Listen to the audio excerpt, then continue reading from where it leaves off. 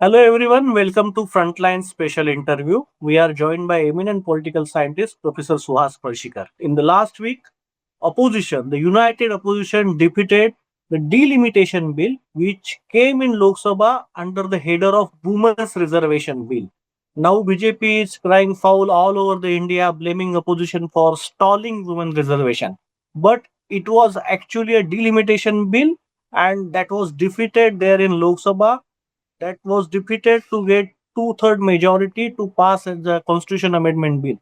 We are going to discuss about this bill and the impact and implications of this bill because this is going to be very key issue in for next almost a decade. That is the first thing. And second, there are many structural issues about federalism, issues about north versus south divide of India, and all these things. So we are going to discuss about its implications with Professor Suhas Palshikar. Palshikar sir, welcome to Frontline Interview. My first question, sir, how do you see the larger picture of constitutional amendment bills that got defeated last week? How things are going to proceed from here? Thank you, Amir and Frontline, for having me for this conversation. As you made clear in your introduction, these bills that were brought out were constitution amendment bills. They were very ambitious in their scope, and there was a kind of abruptness. So, the larger picture that you are asking me about is that there was an abruptness to it. There was no prior consultation. I don't know whether there was enough prior consultation even within the ruling coalition itself. And the other part is that these bills wanted to touch upon very sensitive issues, as you rightly pointed out, issues which are going to be at the center of India's politics in the coming decade. They could have been handled more sensitively so that they don't become explosive. Unfortunately, the government chose to handle them in a ham-handed or high-handed manner. As you said that they didn't even consult most probably to their alliance partner also. India has a long history of consensus building before bringing any such important bill to the parliament. That this time this tradition is completely kept aside. Actually bulldoze the bill in the house. Not even alliance partner were properly aware or informed about it. They just stole the land, but they were not even informed about it. I want to ask you, sir, how this is going to impact the long tradition of consensus building in key constitutional or key bills of the parliamentary affairs. There are two things to it. One is that even otherwise, we have seen over the last decade or so that the politics of consensus and compromise has been sort of rejected more or less by the ruling party. And instead, merely a politics of majority and therefore the politics of dominance by the majority party seems to be taking place. The second part is you mentioned constitution amendments. We know that there have been so many constitution amendments so far, but if you look at the critical amendments made so far, you will find that they have always represented a larger consensus. In fact, the process of amendment is such that the expectation of consensus is there. Two-thirds majority of those present and voting, clear majority of the total number of the house, in both houses separately, and in case of more important and federal related amendments, half of the state legislatures must approve. If anyone cares to read Article 368 of the Constitution, it is fairly clear that the makers of the Constitution expected that amendments would be built on the foundation of a consensus. So this time that this process is completely kept aside, and rather in last entire decade, I want to ask you, there was this key question and strong opposition by the southern parties, although not by Chandrababu or the Jagan, but the major concern from the southern state. And this was a picture that beyond Karnataka, BJP has time and again failed to get a power in the states, and so BJP is trying to dominate their Hindi view on all other states, particularly on east, west, and of course the south. How do you see like? It takes us to this north-south question. Yes, BJP still is weak in Tamil Nadu, Kerala, even Andhra Pradesh and Telangana. But I don't think it is only about political dominance at the electoral level that the BJP is concerned. The larger question is whether the imagination of what India is should be dominated by what is perceived in certain parts of India, the Hindi heartland. And that excludes not just the South. That's why I don't think it's just a South North question. It excludes the North, East. It excludes the eastern states like Odisha, West Bengal as well. So, in a sense, it's a very small part of the country which sort of is taken up to define the imagination of what we as Indians are and how our culture, our politics should shape. So, I think that's the larger question. It's not merely electoral politics of the BJP. I want to ask you about this because, as you said, this is not just about North versus South, but even Punjab representation in the proposed so-called the delimitation or whatever the bill was going to reduce. Same with the West Bengal. So this BJP's understanding of one point of India, how that is going to damage our Indian federal system and Indian federal states. I think, yes, uh, this bill, the delimitation bill, but more importantly, the way in which it was brought about, doesn't give us very favorable signals for India's federalism. India's federalism, as all of us know, has always been a fragile federalism, but that is not of the fault of the constitution. What experts on federalism have called holding together federalism is the federalism that India has adopted. A holding together federalism means where you want to keep the various parts together by respecting their differences, not bulldozing them. Holding together federalism also means that it is not merely state autonomy, but simultaneity of state autonomy and a pride in nationalism. What we poetically say sometimes, or in exaggerated sense, we say it sometimes, that we are Indians and also Tamilians or the Banglas or the Marathis. It is this multiplicity of simultaneous identities which marks countries like Belgium, Spain, Sri Lanka, and therefore India too. The Constitution of India visualized this federalism, which is probably at risk currently. This is being said that delimitation is very much necessary. It's a idea of the time, and stalling that is in a way is an anti-democratic thing. How do you see that? Delimitation is necessary, but how we should go for the delimitation? I think you precisely presented it. The first part is correct. Delimitation is necessary. We have not done it. I mean, not full delimitation for 50 years almost now. And therefore, something must be done about it. The democratic part about this delimitation is that we have far too many voters electing just one representative. That is one. And second, we have many states where less people elect one representative, and in other states, far too many people elect one representative. So there is an asymmetry. This apparently looks like something very democratic, therefore, when you say that delimitation must take place and it must take place only on the basis of population. That is to say, if Kerala has a certain population which entitles it to maybe only 13 MPs in the Lok Sabha, so be it. That is the so-called democratic argument. I call it so-called because democratic argument of representation also needs to take into account the aspirations of the states. And in the sense, what I have been arguing, and many other colleagues from political science, as well as many political activists have been arguing, is that the new imagination of delimitation must combine the federal impulse along with the plain majoritarian impulse of how many people you have got in your state. That would require some kind of a compromise.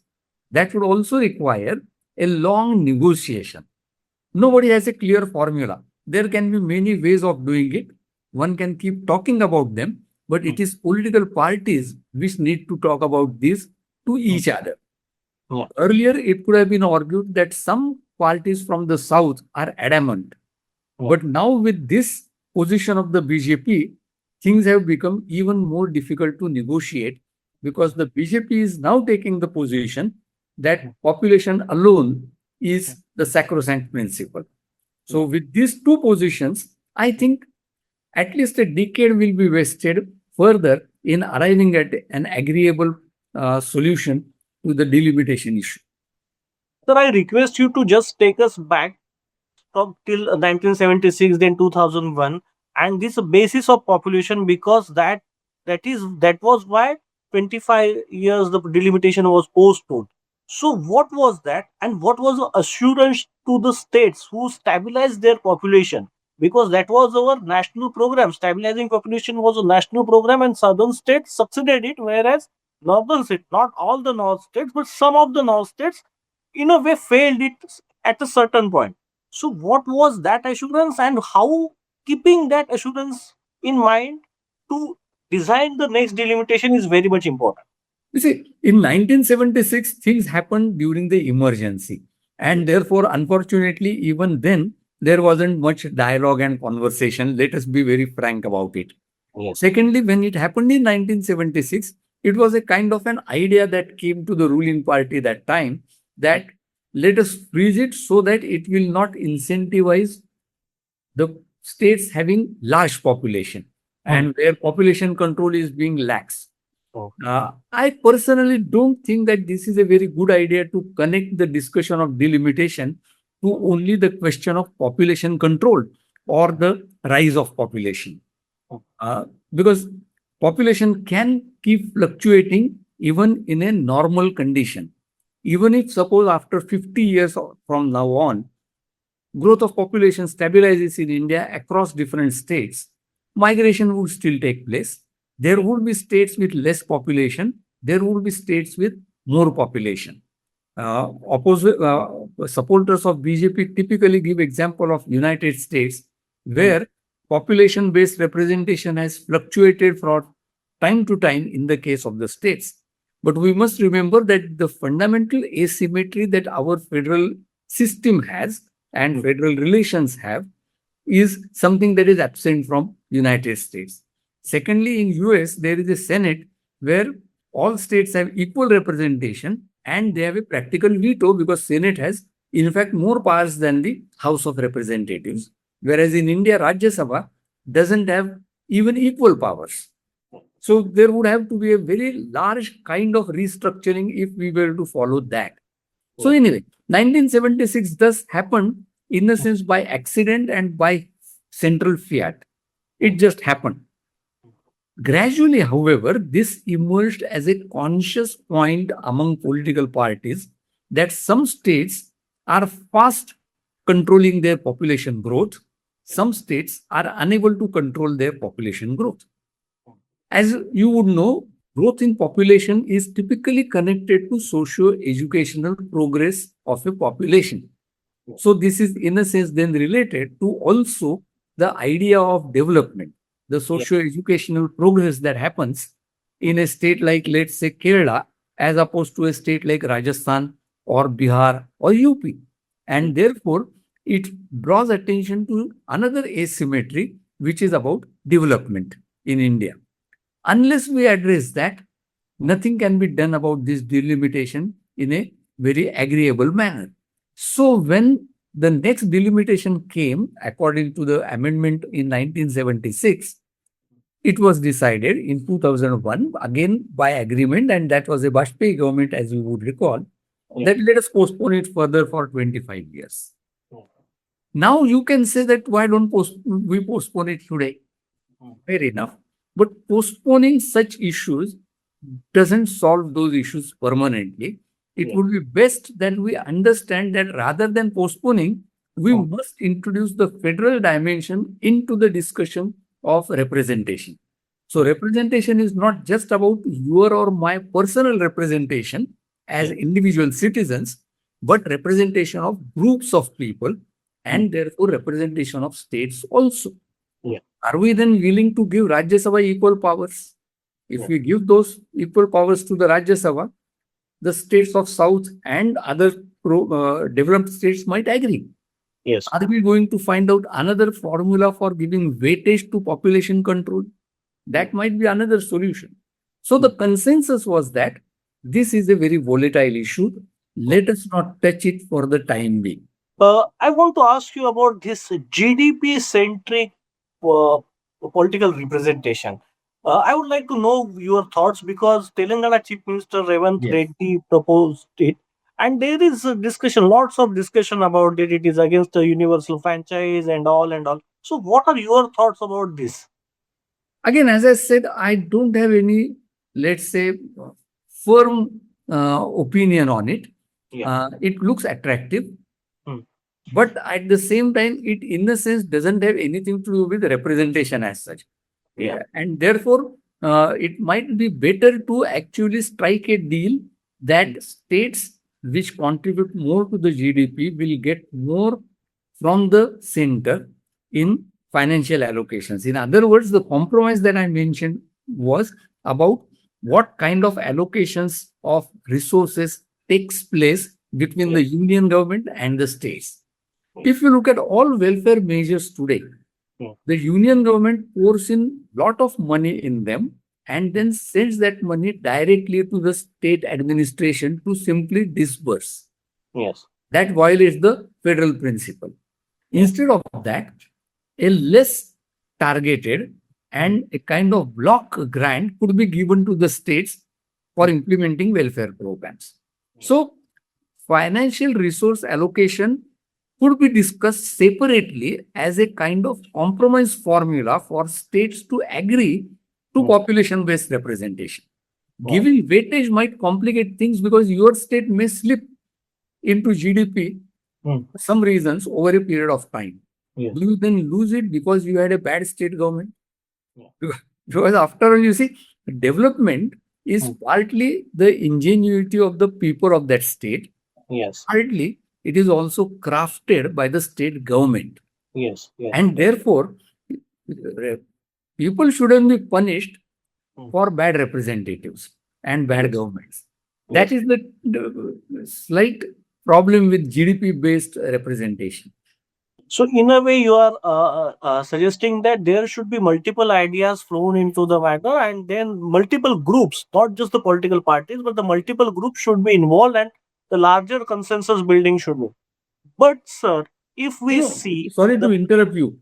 Let me just remind our viewers yes, that this federal politics actually matured between 1990 and 2010, Yeah. 2014, not because there was any formal design to change federal structure, but because political parties realized that give and take and coalition building was the crux of the matter. We are forgetting that today. And that is why we are finding ourselves in this current problem.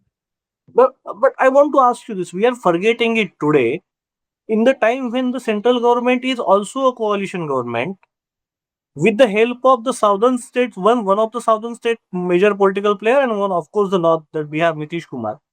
In such situation, instead of choosing the way of consultation, BJP has already hit the states.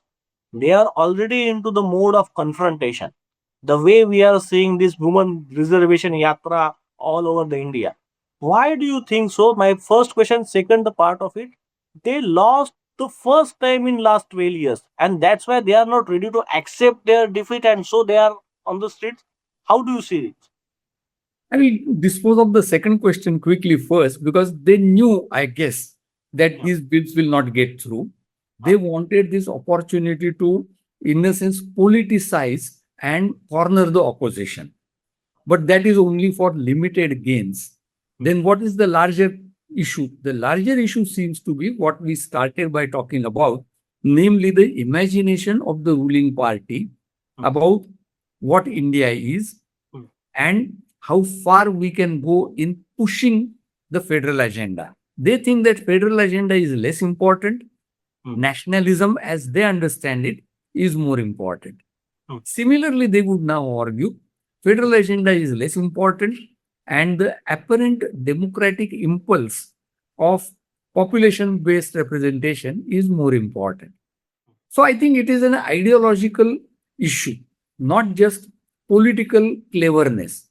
They are not doing things only for cleverness of their political leaders. They are doing it out of conviction. So I That want to India's nationhood requires this kind of bulldozing. yes. So I want to ask you about the same thing. You said they're politicizing the woman reservation. The many people have used the word they are weaponizing the woman reservation issue in process of that delimitation getting passed, that delimitation bill.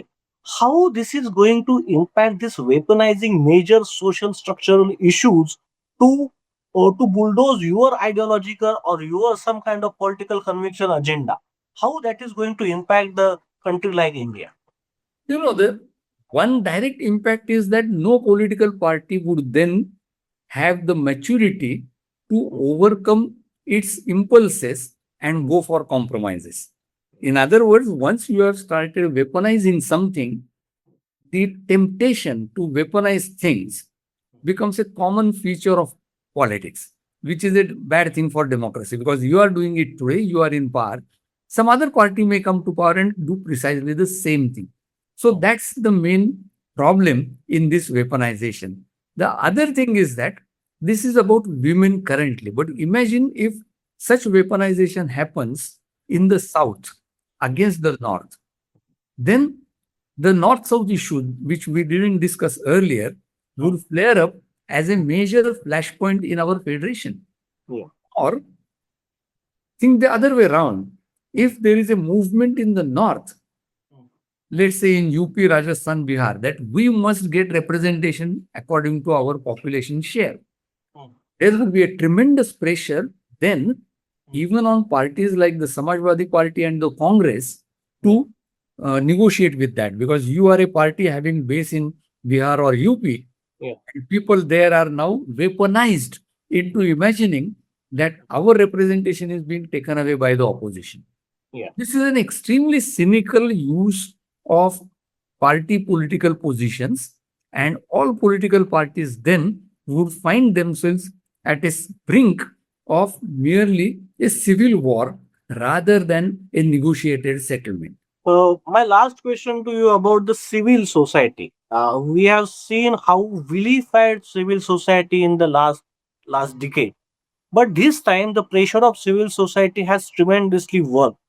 And I'm seeing that all the people from the serious civil society banners, posters, organizations have opposed it. They were ready to come on the streets, and that pressure has worked. How do you see things? It's a good sign again for the democracy, where the majoritarian democracy was in a way overlapping every single thing in last decade. Do you think this is a good sign? Three things quickly. In the first place, if civil society is active, Hmm. I think that is always good for politics because you can't leave politics only to politicians, so to say. The second thing, I'm not too sure that civil society pressure really worked so well. I Okay. think that this configuration of party interests was such that Hmm. this was bound to happen, and civil society took a democratic position, rightly or correctly a democratic position, and therefore some alignment between party politics and civil society might start happening, which is not a bad thing at all.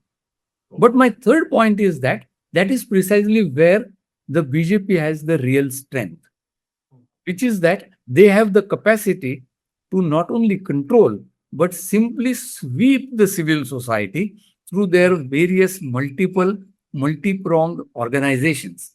In the competition for control over civil society and its activities, probably the autonomous civil society is nowhere compared to the sponsored civil society or politically strong civil society managed by the ruling party.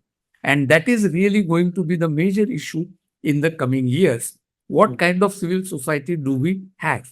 Do we have a really autonomous civil society which may support DMK or Congress today and tomorrow tell them that you are wrong on something?